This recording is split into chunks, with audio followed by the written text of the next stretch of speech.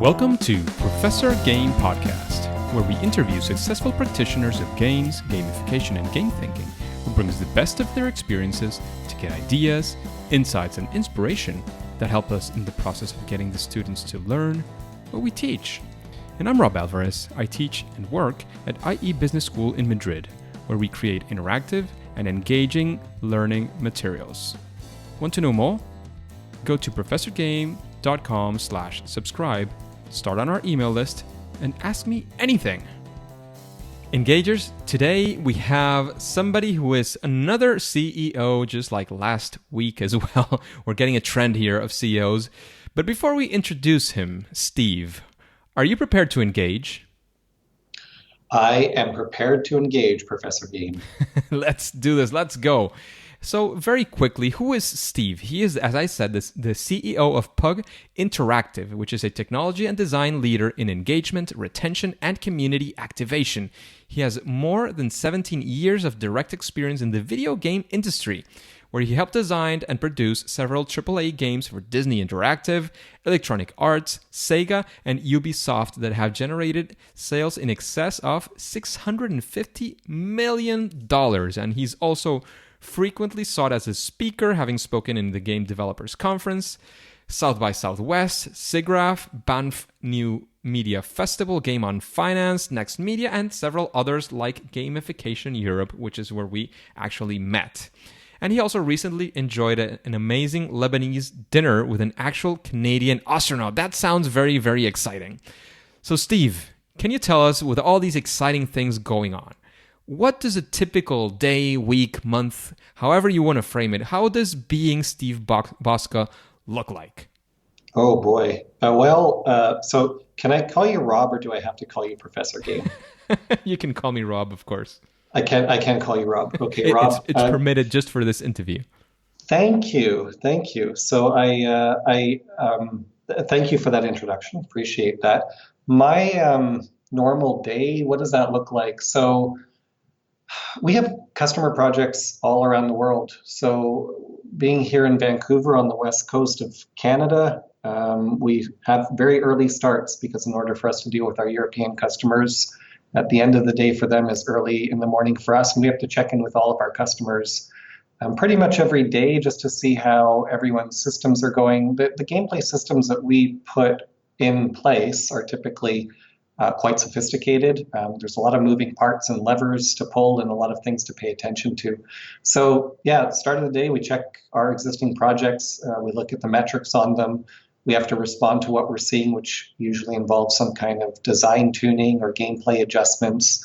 We will often have calls after that with the projects that we have in development. So there's a lot of iteration and design and discovery and exploration and just the craziness of pulling together some of these massive projects.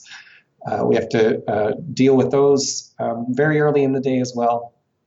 And then once all of the dust is settled on the urgent stuff, that's when we shift into the more strategic frame of mind. So there's the business development strategizing, looking at new market opportunities, how we're going to be presenting ourselves to those opportunities, and then usually close out the day talking about our platform roadmap issues and how we're going to be rolling out the next wave of exciting new features on our platform and make sure that we always keep all of our customer projects on the cutting edge of what's possible. Wow. And I just have one small question from all that. Who was the Canadian astronaut? So Josh, so we have a project with the Canadian Space Agency right now. It's in development. The first mini phase of that has already gone live, which was an ebook that we developed, which wasn't technically, I guess it's not really part of our gamification system, but it's part of the larger system in general. So the Canadian Space Agency has an astronaut right now on board the International Space Station. So it's David St. Jacques. And David's mission is running for 6 months, and we have some very, very cool stuff coming. I probably shouldn't speak too much about it right now, but in the coming weeks, you'll see some of that stuff certainly come to market and come to life. And we're probably just a few short weeks away from the first wave of that coming out. And the space agency was here in Vancouver visiting with us, and as part of the socialization phase of their visit. We did go out for dinner with not just the administration, but one of the Canadian astronauts in waiting. And Josh is based at the Houston, what is it? It's the Johnson Space Center, I guess, in Houston.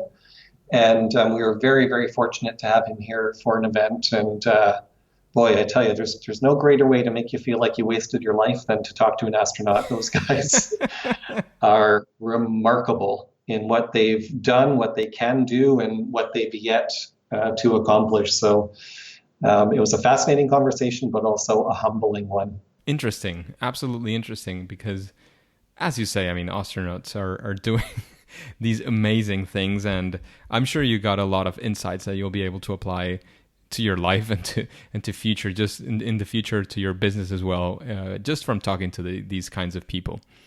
Well, I'll say one of my favorite things about jobs like this or projects like the space agency is that we get embedded right into their organization. I've spoken to scientists that have developed the Canada arm and that are working on the what are they called, the spacewalks, and all of the administration and the support and the very, very bright people. We need to talk to them to understand how they want the gamification systems presented and how we can be faithful and accurate to the mission and what they're trying to communicate, because we're not just slapping in a bunch of badges and points. We're actually building out systems that are quite sophisticated, that have a lot of content requirements within them that are presented in very playful game-like ways. For this project, we're even building out some mini games that are supported by the larger gamification platform context. So yeah, man, just like, drilling in, digging in, understanding what these really brilliant people are doing and the cutting edge of the science, and pulling that forward and turning into an engagement pathway that has the business outcomes that they're looking for. Boy, it makes it easy to get up in the morning, I got to tell you. It certainly does. And anybody listening to you, Steve, right now, be thinking, wow, this guy just gets up in the morning and he starts, an amazing day and everything is going incredible. So he's got it all figured out. Absolutely. And he's always had it figured out, because that's the way it sounds like. And I'm sure you do, as you're mentioning, many amazing things. But I would also like to know, and for you to tell us a story, Steve, a story not only of when you're talking to the Canadian Space Agency and doing all these amazing things, but of a time where it actually didn't go that well, where you had what we could call your favorite fail or first attempt in learning, where you actually, of course, you went into this experience, it didn't go well, or it completely crashed, whichever it was, and you absolutely learned fantastic experiences from that, which actually have also helped you be in the place where you are today. Can you tell us a story of one of those failures, or the biggest failure moment that you've had in your career? Yeah, well, I'm glad you closed the question out with that, because when you first started talking, I was going to say, boy, I sure hope I wasn't giving people the impression that everything always goes smoothly, because it really, really doesn't. And it takes a long road to get to the point where you understand and see enough about what's gone wrong to be able to avoid those problems, which I think is a big part of what has helped us be successful, in particular recently. So I guess I would throw that one pretty far back into my career. When I first got started in video games, my first job in the industry was at Disney. So Disney was creating a bunch of edutainment software, a whole catalog of them, which are two awful words, education and entertainment, to try to put those together. They are very typically incompatible. So one of the things that you learn very quickly when you're doing something like that, especially for a younger audience of children where the challenge is awesome, like trying to make education fun, is that you are not making the game for yourself. And whatever the experience is, whatever your instincts may be about how you feel something should be experienced, you have to put those aside. You have to put them on hold and say, this isn't for me, this isn't a vanity project, or this isn't about boosting my own ego, about building the game that I want to play. You're never going to learn that lesson quicker than making a game for a 5-year-old. So you quickly learn how not to design and how not to approach the problem. And it's tricky. What's even trickier is that in gamification, you take the notion of creating an engaging interaction design, which is challenging enough to begin with, and we also now have to layer on top of that that there's a business outcome that needs to be met. And there's a requirement for doing that. And I'd say that the times when I felt that we weren't as successful as I wished or would have liked for us to have been was when we didn't find the right balance between the two. So it's when the business requirement was pulled too far forward and we lost sight of the engagement, or less commonly, when the engagement or the interactivity, the playfulness, is put so far forward that it fails to deliver the business requirements. So usually we err on the side of making sure the business requirements are being fulfilled for obvious reasons. But it is a balancing act, and we need to find that line between them. So we've been lucky, and we're fortunate with our platform as well, that even when our projects launch and we realize that things aren't balanced properly, so we have a gameplay system that maybe doesn't feel as fair as it should to the users. We have a lot of levers and dials and knobs that we can pull, push, and twist to very quickly tune the system. So, things like scarcity and availability and, payoff tables for things like quests. And there's a lot of things that are configurable within our system that we can quickly respond to. So even when things go not as planned, we can still respond pretty quickly and get systems tuned. So what I learned, I guess, from early on is that you're almost never going to get it right.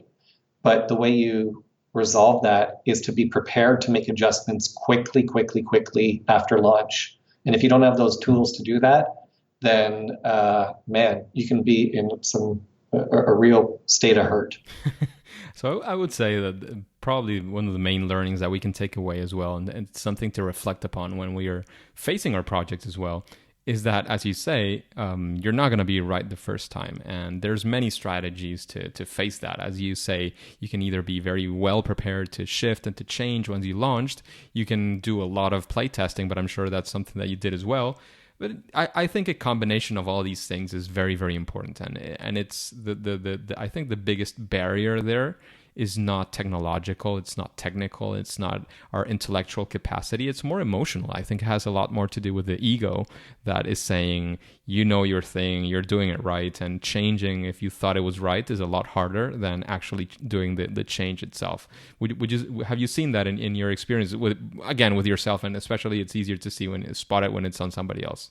Yeah, I'd say that was a great way of summarizing it. I'll also address a couple of things in what you just said. So when I talk about getting the system tuned right and you have to be responsive, that applies to the kinds of projects that we do now. I've seen in the marketplace a number of gamification solutions where you just basically clip in a module or a widget or a plugin, and it pretty much gives you the points and badges, and it does some very, very straightforward things.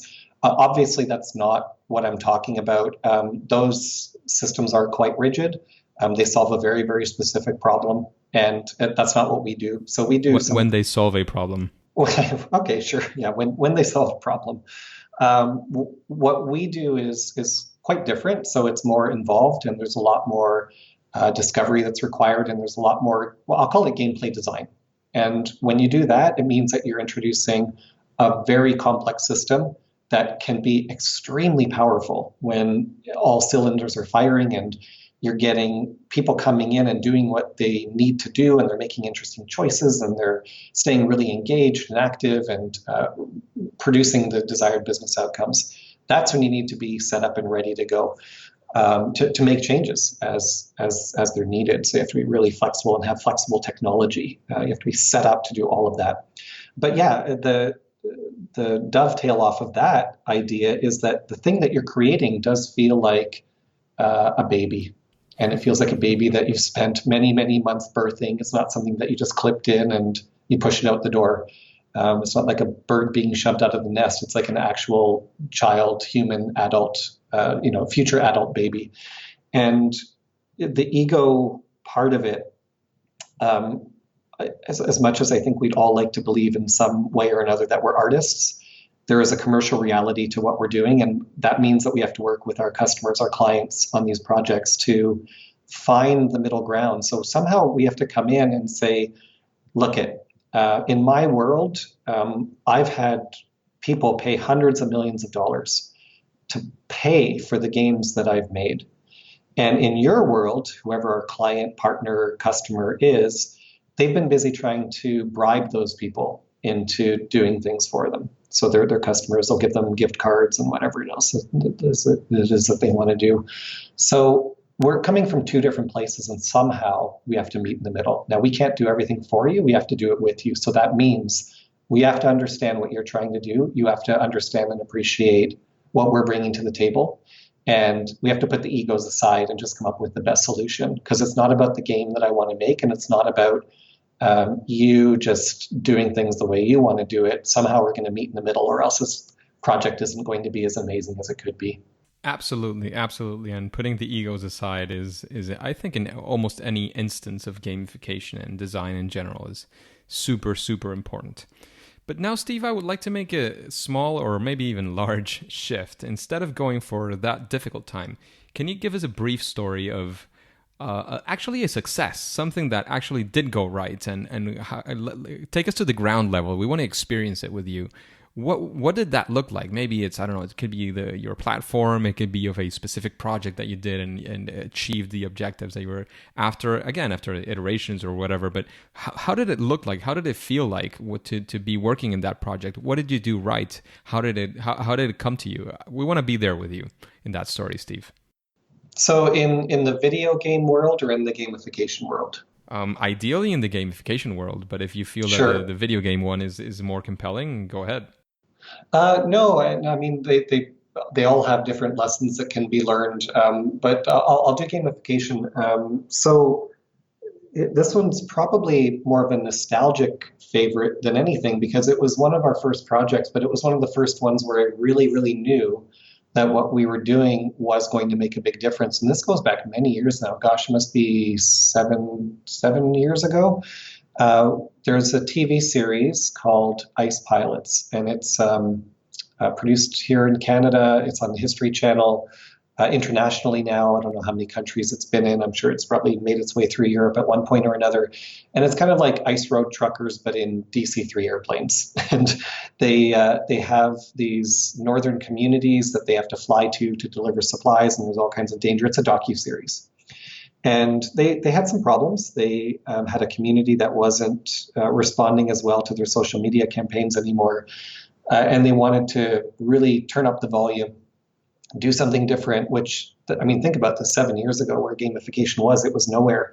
And yet they had the vision, our partners on this project, the broadcaster and the production company and the agency, we said, let's just go for it. We're going off the rails. We're going to do everything differently than anyone's ever done before.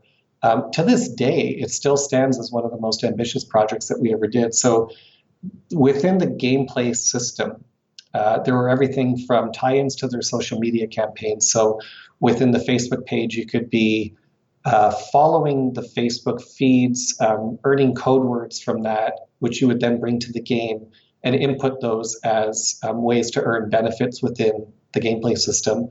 On the website itself, there were things that you could do, like play mini games and find different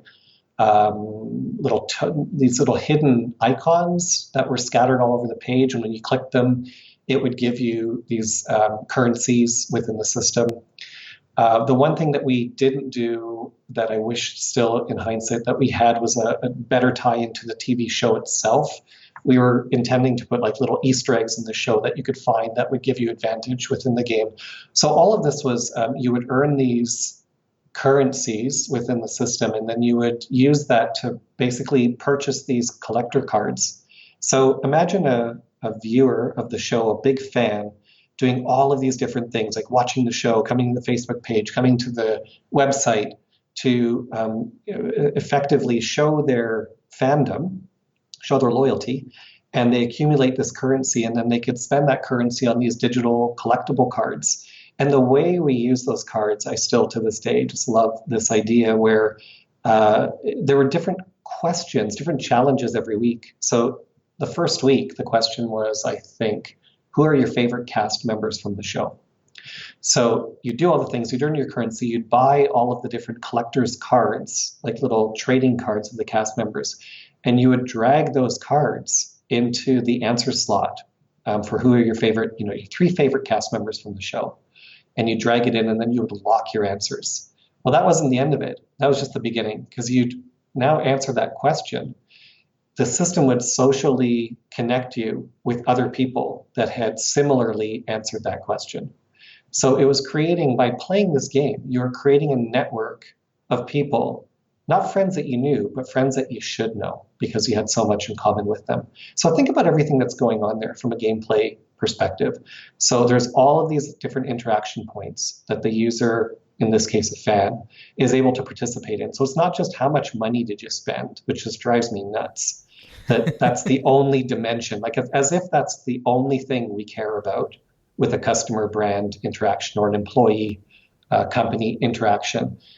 Is it really all financial? Is that all it comes down to? I don't think it is. I think there's so much more that we should be paying attention to and rewarding people for, like following social media, like interacting with other fans, like coming to our website, like coming to live events, watching broadcasts, whatever. So we should be trapping all of that information and then allowing them to make some interesting choices that have consequence to them, like how do I spend this currency? And then also giving them the freedom to choose their collectibles and how they answer their questions.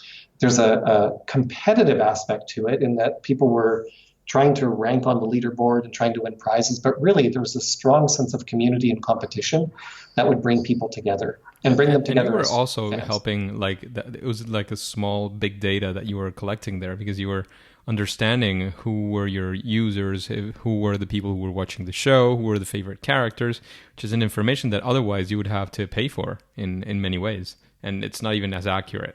Yeah, and Rob, this is when academics like you, game professors like you, are way ahead of the curve, as academics always are, because the data that we collect, I can't think of a project where I felt that it was properly put to good use. And in this world of big data, I think we're doing a fantastic job of collecting stuff, but we're doing a terrible job of analyzing it. And one of the things that we've been really working hard on is to simplify the presentation of this very complex data. So like you said, when you think about all of the choices that people are making within a system and how consequential those choices are, and that every time you make a choice, it's telling you something interesting about that person, something that has potential value. If we don't have better tools to reflect that back to people, then you're collecting data for the sake of collecting it. You're not really getting a lot of value out of it. And that is probably the most underdeveloped part of gamification right now, is that we're either not collecting good data or we're doing a terrible, terrible job of reflecting back what that data is actually telling us. And it's not an easy question. It's not an easy thing to do. There's a new science that is being created from this data science and etc.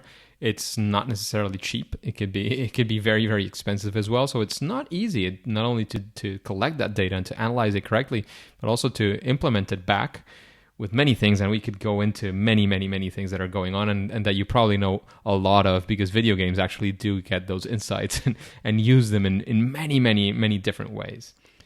So, Steve, we've been talking about all these failures, success, amazing things that you've had, this dinner you had with an astronaut. But we would also like to take something home with us for the engagers. If there's any, I don't know if you follow any sort of procedure. Do you have, a series of steps? When you approach a project where you want to use gamification, or the things that you've learned from your experience in the video game industry, how do you approach it? What happens when somebody comes to you and says, Steve, I need your help. What can we do with this problem? So that's probably more than a podcast interview, and probably more like a semester-long course for a professor game to teach. But I'll talk about, I'll say, two of my most favorite aspects of our process, or the ones where I feel the greatest value is derived. So one of them is how we determine from our discovery phase what the best mechanics are for a project. Now, the way we start is kind of like what I've been describing before, which is taking an audit or an assessment or an inventory of all of the user interactions that are possible between, say, a customer or community member and the brand, or an employee and the company. So that means just listing it all out. So if I'm a customer and I'm a customer of Coca-Cola, for example, what are all of the different touch points, in particular digital touch points, that are available to me to somehow interact with the brand? Well, there's actually buying a product, going to the store, and there's lots of different ways I can do that. There's also coming to the website. There's also seeing a billboard. There's also going to events that are sponsored by Coca-Cola. There's also following social media channels, following you on Twitter, Facebook. It can go on and on and on. So we list those on the left-hand side. Those are the engagement assets, we call them. On the far right, we list the business outcomes, and then beneath that, the stakeholders. So what are you trying to achieve in this program, in this campaign, in this initiative? So often it's, increased sales or better mind share or increase of wallet, frequency of purchase, basket size, all kinds of things. So we list out what those things are. Sometimes it's data. We want to collect better data. And then we list out who those stakeholders are. So left-hand column, we've got engagement assets. Far right-hand side, we've got the business outcomes expected and the stakeholders that need to be happy because of those outcomes. In the middle is where the magic happens, and it's where we bring our knowledge and our insight. That's where we construct the engagement model using the mechanics that are available to us and the ones that our platform supports in particular. So we'll diagnose a little bit, tell us a bit about your community. What sort of characteristics or personality do they have? And what is your brand trying to portray as an image or its personality?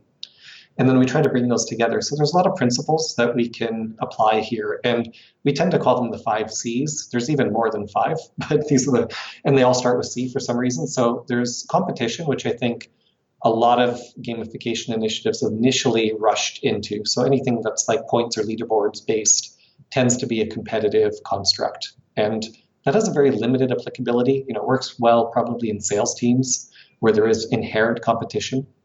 But my favorite is collaboration. Again, another C word. So competition, collaboration, the notion of collection, where people are earning things, building an inventory of things that they care about, that are interesting to them. It's very satisfying and very motivating. Customization is allowing people to make changes to something that are permanent or semi-permanent. When people feel that they've made their mark on something or that they've been able to change something to suit their preferences, it boosts engagement all the time. And completion. So there are a lot of completionists. It's not everybody. It's a certain personality type that seeks to have things done. So, there's 5. There are more, but those are certainly the top 5. And then we take those principles, we align them with what this program or campaign is trying to deliver. And then we have mechanics, proven gameplay engagement mechanics within our platform that we know, okay, well, in this project, because it is first and foremost about collaboration and second about customization, we need to use these features within our system, and this is how we're going to design that model. So that's at the front end. That's how does this project give shape, and what are we actually going to do? How are we going to deliver it? And then the second question is, how are we going to measure it? Like, did this thing actually work?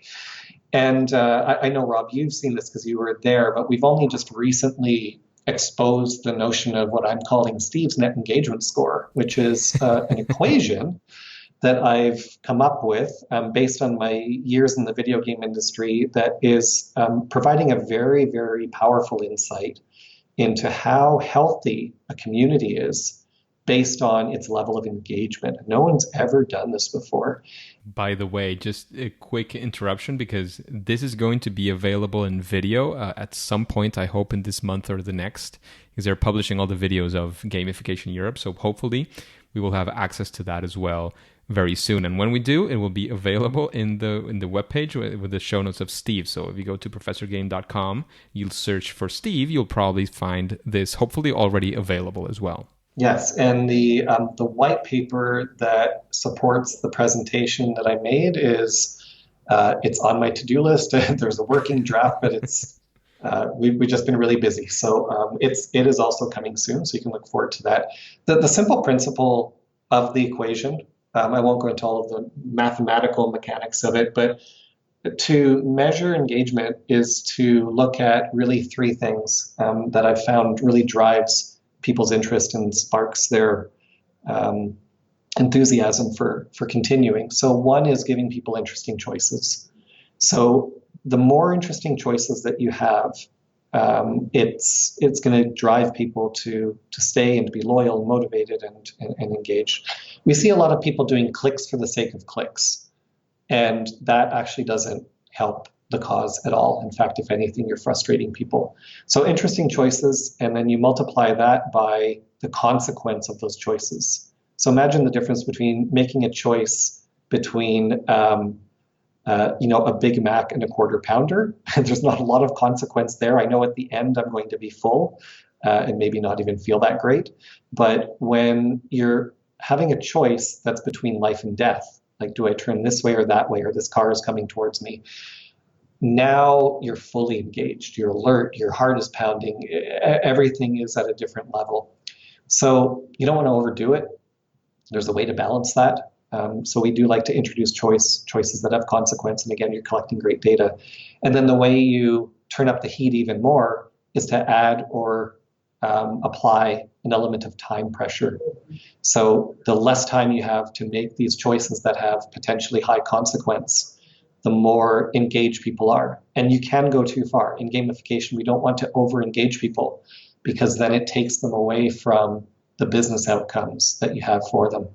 So yeah, a lot of balancing, and that's a tool that we've been using a lot. So we'll use our Steve's Net Engagement Score to assess the engagement health of the community before the project even starts, or to at least estimate it. And then our platform is able to measure those choices and to measure the consequence and to assess how much we've improved the overall engagement. And we try to maximize that, but not at the expense of business outcomes. So those are two things there. One is our process, and the other one is our one of the tools that we use. That is fantastic. Thank you very much for that revelation that you brought to today's podcast. Just a quick break before we continue. Are you enjoying this podcast? If you're listening through a podcasting app, please subscribe and rate us on the app. This will be of great help to reach more engagers so we can change the world together through gamification.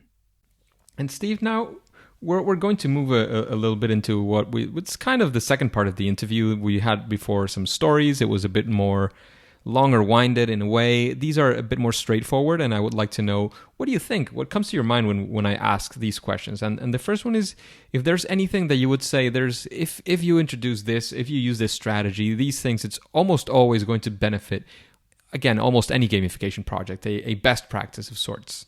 Yeah, so there's so many mechanics. I'd say having a perspective of trying to introduce more decisions, consequences, dilemmas, temptations when you're moving somebody through a narrative. Like it drives me nuts to even contemplate what's happened to our world as a result of air miles programs, where there was potential there for us to really create engaging systems where a user, a customer, some loyal community member was being rewarded for their loyalty. And really, we've distilled that down through loyalty points programs to just how much money did you spend? And if you spent enough, then we're going to give you something that has economic value. I mean, I just think that's ridiculous. There's no choice that's happening. The user doesn't feel any sense of consequence or dilemma or even a narrative, really. I was going to spend this money anyway. Of course, I'm going to take this flight. It's not the points that are making me take the flight.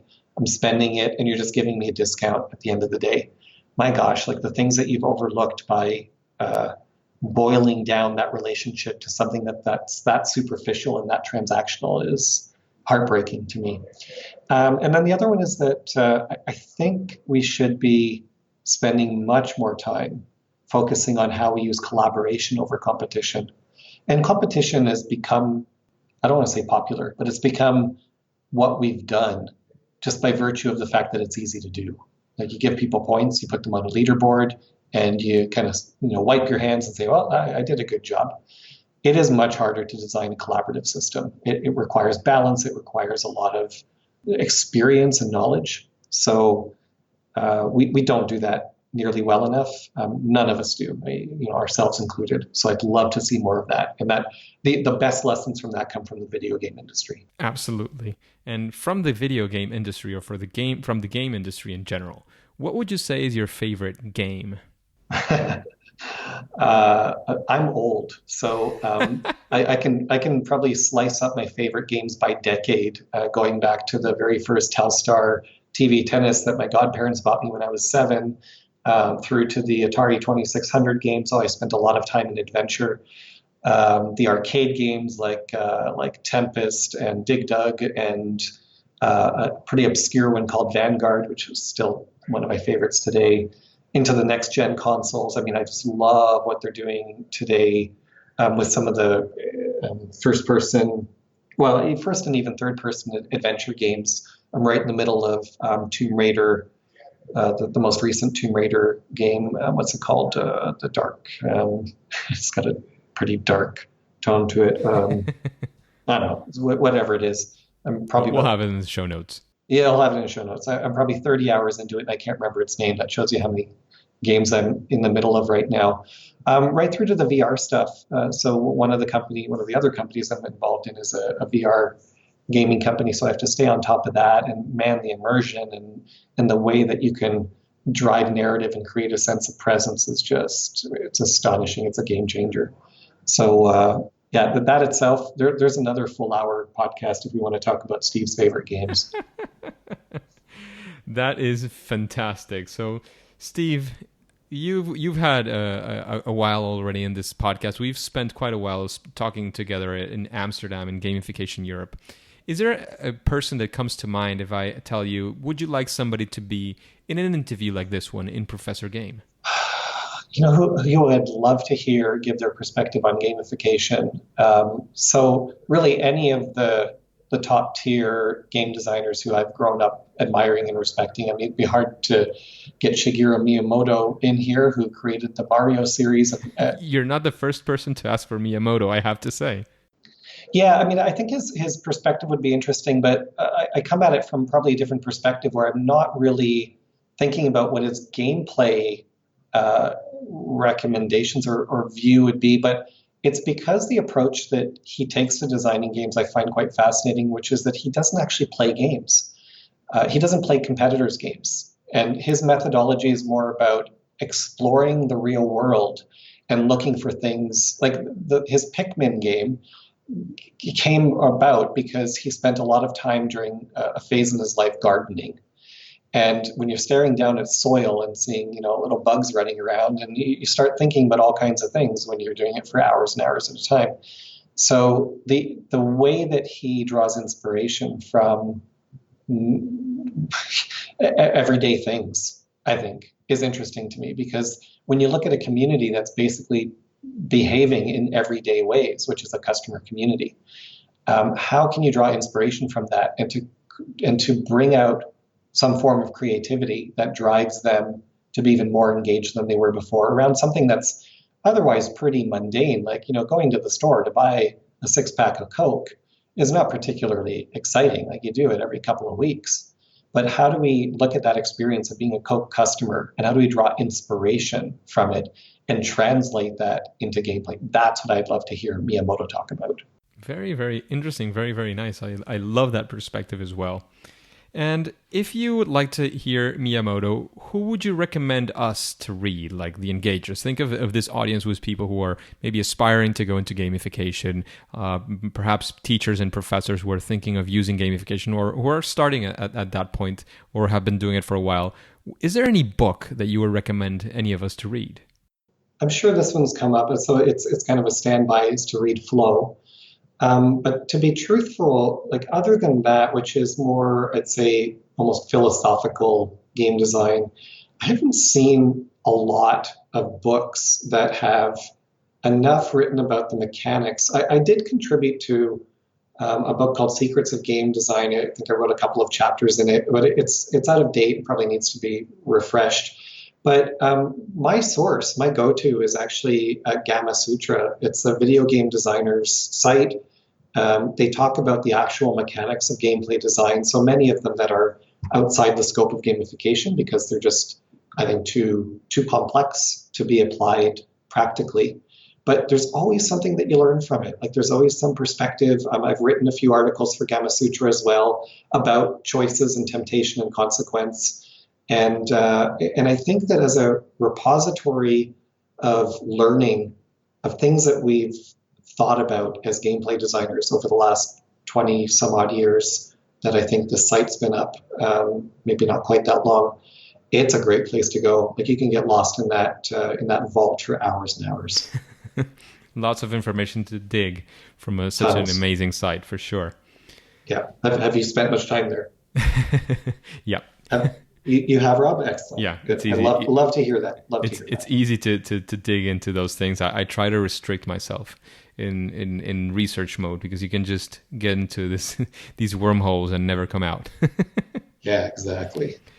So, Steve, what would you say is your superpower when designing gamification? Your sweet spot, that thing that makes you different from other people and that you think you do a great job at doing? Well, I mean, I don't. It never feels like a superpower. It feels like I'm just like scrambling to draw through, I guess, a couple of decades of experience every time I sit down and there's challenging problems. And what I find myself doing is looking back in particular to the years designing actual AAA video games, because the way we would approach those problems is that we would cast a really big net. We'd look at a community, we'd look at a target audience, we would profile them, we'd do all kinds of psychographic and psychological analyses of who these people are and what their preferences and likes and attitudes and beliefs were. And then we'd lay out this monstrous canvas of all the things that we could possibly do. And that's fun and easy until the evil specter of reality comes swooping in and forces you to pull in the noose and to make it realistic now. So now we have to deliver this project and we only have a limited budget, a limited amount of time. That expansion through ideation and creativity, and then the contraction down to something that's practical and realistic and valuable and achievable, is something that I just naturally am very comfortable doing. And you talked earlier, Rob, about egos. Bad designers cast a big net and then they can't let go. They can't scope. They can't reduce. They can't simplify down to something that's practical. I've been a gameplay designer and I've been a producer on big budget video games. You can't be a producer without being able to scope. You can't be a designer without being creative. So not a lot of people walk both of those lines, even in the video game industry. And I feel like my background in business as well, like bringing those three together, I can understand business requirements as well as the next person. I can cast a huge net in the creative phase, but then I can also scope down practically and create an achievable product. So that's about the best I can come up with. I don't think I'm all that, but if you're going to put me on the spot, sounds like a superpower to me. I don't know. It just feels like common sense, but common sense isn't all that common. Yeah, it's funny. I've heard many times I'm trying to remember what they call it, but it's the when you don't realize how special it is what you're doing, because for you it's the normal thing, and for other people it's just not. When you see that going on, you know that you're into something special that maybe perhaps you can even teach to other people or use it as a competitive advantage, because other people don't find it as natural as you do, and it's certainly something very special. I think it's unconscious competence. So, Steve, we're arriving at the end of the interview, and I would like to know if you have any final piece of advice for the engagers, for the audience. Of course, let us know where we can find more about Steve, about the Pug Interactive, where we can find you in general, and then we'll say, of course, that it's game over. Right. So, I'd say just to always be looking for those mechanics that make sense. If you only have a hammer, then everything looks like a nail. And really, to dig into something like Gamasutra and some of these other wonderful resources that expose you to all of these different gameplay mechanics. And, not all of them even require technology to deliver. Some of them just require having the perspective of what's going to make a user interested in taking the next step deeper into the system. So to do that takes some work and some open-mindedness, and then figuring out how you're going to communicate that to your client or your customer, your partner, whoever that is, because that's an iterative process where you have to be very tolerant and respectful, and throw the egos out, and be human on both sides of the table. So, that's what I love to see more of, that kind of creativity that isn't necessarily driven by technology. I believe that you'll be posting the links on the site, so we'll have the website up there so that people can click through and contact us. And yeah, I'll always love having these conversations. So whenever anyone wants to reach out, by all means. Fantastic. We will certainly be posting it up. As far as I can remember, it was something like Pug Interactive or Pug Farm or something around those lines. Yeah, we will be posting it on the. That's right. Yes. It's puginteractive.com. And we're just doing a bit of a rebranding now, but it's I'm sure by the time this gets up, we'll be able to accept all kinds of people. There will be no discrimination. No, exactly. Fantastic. Thank you very much, Steve. This is very much appreciated. I know your time is very, very valuable, and you're always doing all these fantastic things. So all this time that you spend here with us, with the engagers, is very well appreciated, hopefully very well received as well, because all that advice will go directly to the ears of many engagers who are looking for that advice, actually, and going to use it and implement it. Maybe not tomorrow, maybe not next week, but we'll be, ruminating around all these thoughts and using them in their processes in the future. So thanks again, Steve. Thank you very much for all your wisdom. But now it's time to say it's game over. Hey Engagers, thank you for listening to Professor Game Podcast. If you want more details about this interview with Steve Bocska, then you can go to professorgame.com/podcast/068. There you can also subscribe, and that way we can be in contact, and you will have exclusive access to opportunities that Professor Game might have for you. And before you click continue to go to your next mission, would you like to know Pau Yanes and how he creates geolocated games and gamification? Then subscribe using your favorite podcast app and listen to the next episode of Professor Game. See you there!